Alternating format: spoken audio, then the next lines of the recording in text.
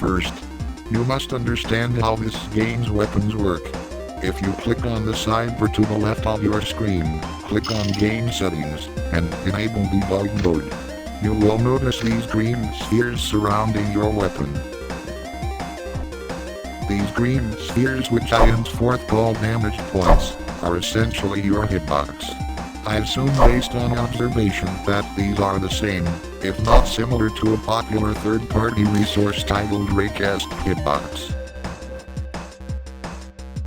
Raycast Hitbox works by shooting invisible rays through 3D space, acting identical to how light works, detecting if the ray hits an object or not.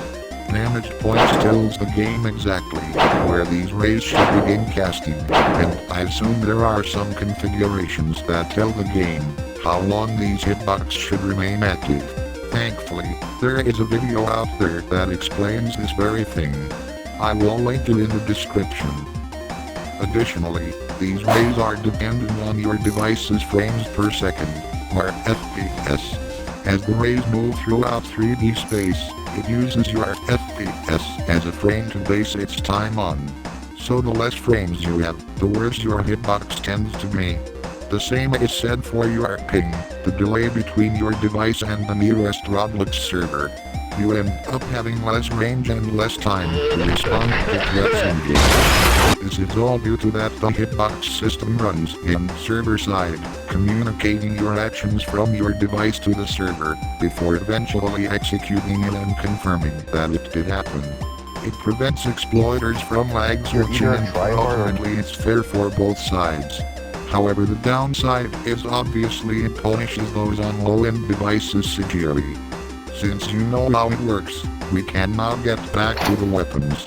The weapons have different statistics, some deal more damage, some with less or even longer range, and some with faster cooldown between each attack.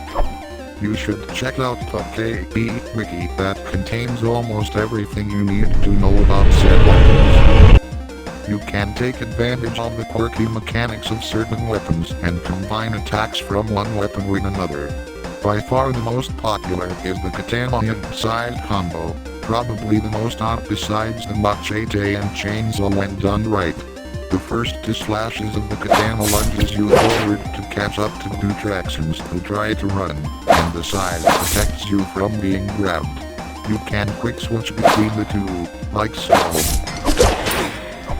Important side note, stunning weapons activate an omen bar which when activated will reduce the damage of the next weapons for a brief period of time by 25 to 35% depending on player-team ratio. Meaning doing katana slashes first and then a bat swing later does more damage than the other way around. The omen bar is the blue bar underneath the two tractions HP.